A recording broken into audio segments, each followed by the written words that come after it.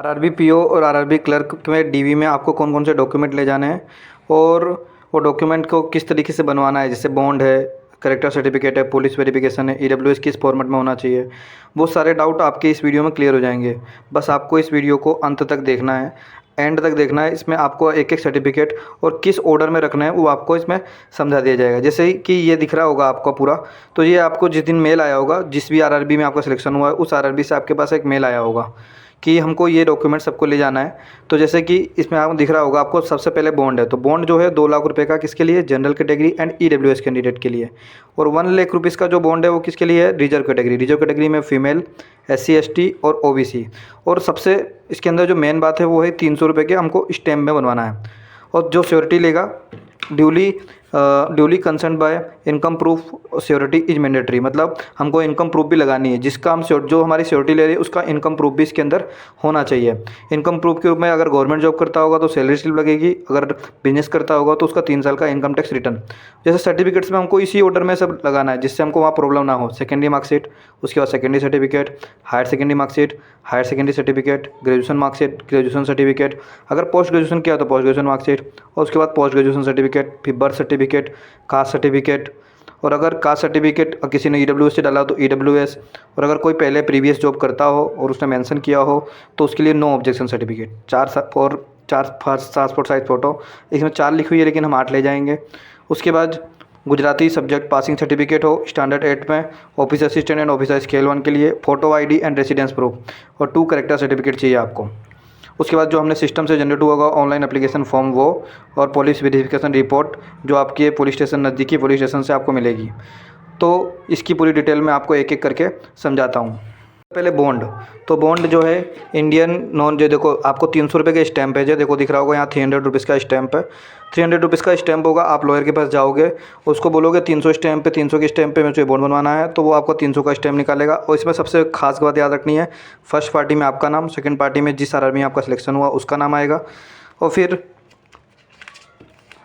Second page में देखिए ये सब आपको ऐसे छोड़ देना है। अगर ब्लैंक छोड़ोगे तो भी चलेगा क्योंकि वहाँ वो आपको इंस्ट्रक्शन देंगे, उस हिसाब से भरना है। लेकिन यहाँ मैंने भर दिया था फर्स्ट में और जिसने मेरी प्राइवेट सिक्योरिटी ली है वो।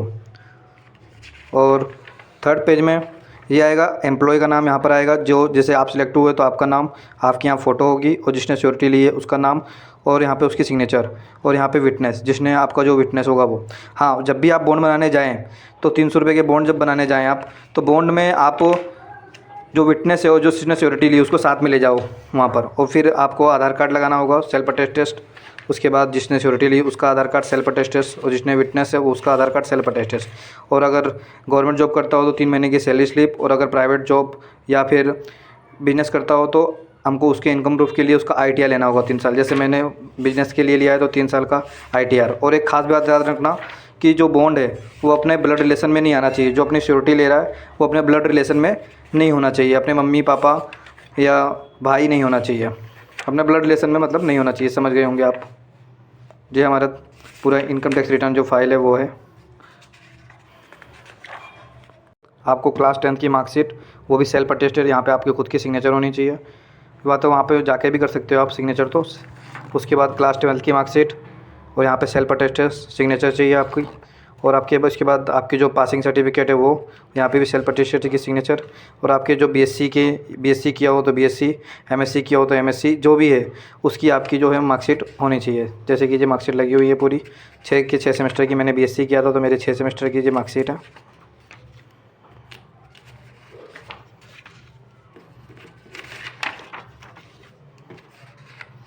और फिर आपका जो डिग्री सर्टिफिकेट भी सेल्फ अटेस्टेड। और आपका रेसिडेंशियल प्रूफ में आधार कार्ड और एड्रेस भी होना चाहिए आधार कार्ड में। और आपका बर्थ सर्टिफिकेट वो भी सेल्फ अटेस्टेड। फिर आपका अगर EWS से है तो मेरा EWS था, बट मेरा कट ऑफ क्लियर जनरल का हुआ है, लेकिन मैंने EWS से फॉर्म भरा था तो मुझे EWS दिखाना पड़ेगा, तो EWS सर्टिफिकेट। उसके बाद जो आपने प्रिंट निकाली होगी वो पूरा प्रिंट आपका। उसके बाद हाँ, कैरेक्टर सर्टिफिकेट को लेकर के बहुत सारे लोगों के अंदर डाउट था।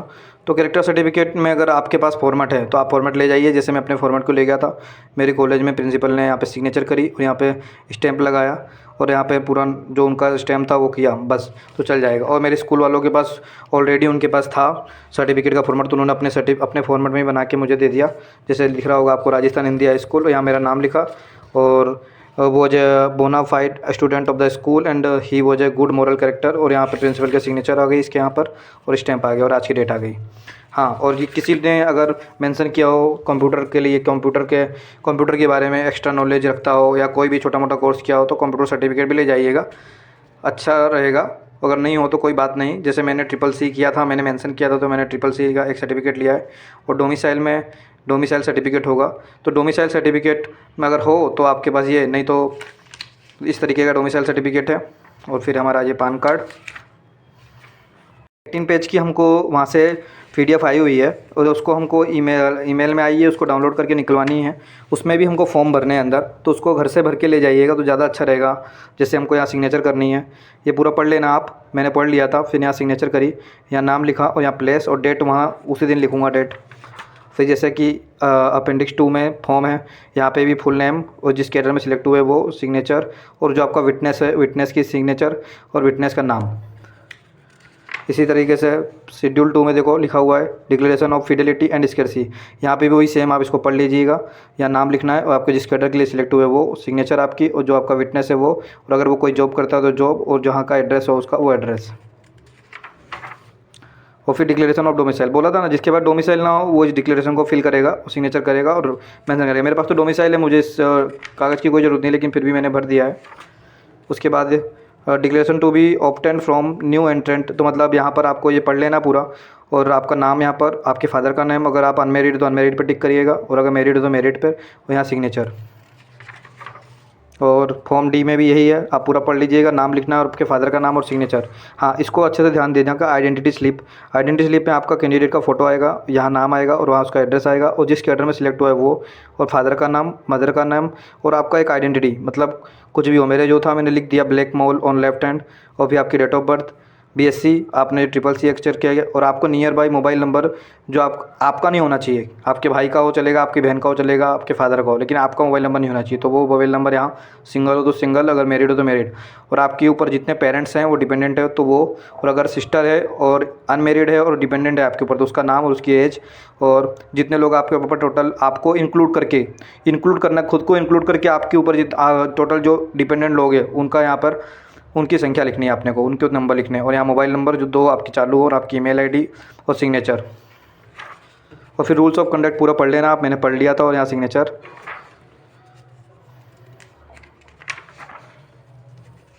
यहाँ पे आप पढ़ लेना, सिग्नेचर करना है, बस यहाँ पढ़ते जाइएगा, सिग्नेचर करना। हाँ, ये चीज़ ध्यान जैसे ये वाली बात ध्यान रखने जैसी है, ये वाला पोर्शन जो है वो ध्यान रखने जैसा है। इसमें क्या है, आपने RRB PO ज्वाइन करने से पहले, बैंक हमारे जो मतलब जिस भी RRB में आप जॉब करने वाले हो, वो ज्वाइन करने से पहले अगर आपने कोई जॉब के लिए अप्लाई किया है तो किस जॉब के लिए अप्लाई किया है वो यहाँ एडवर्टाइजमेंट नंबर, यहाँ रजिस्ट्रेशन नंबर, और जिस डेट को अप्लाई किया था वो डेट यहाँ मेंशन करनी है, और सिग्नेचर और डेम और प्लेस। तो बाकी तो आप पढ़ दीजिएगा, और सिग्नेचर करनी है, पढ़ते जाइएगा। अंडरटेकिंग ऑफ स्केर्सी और पासवर्ड, इसमें भी सिग्नेचर करनी है, पढ़ लीजिएगा। और बॉन्ड के बारे में मैंने आपको अच्छे से समझा दिया है। और मेरा भी DV है 12 तारीख को राजकोट में, मेरी RRB का। अब के आप लोगों की सबकी RRB का DV कब है बताइएगा। जो मैंने टिकट ले ली है जाने के लिए अहमदाबाद से राजकोट, 12 और 13 तारीख को हमारे यहाँ DV है।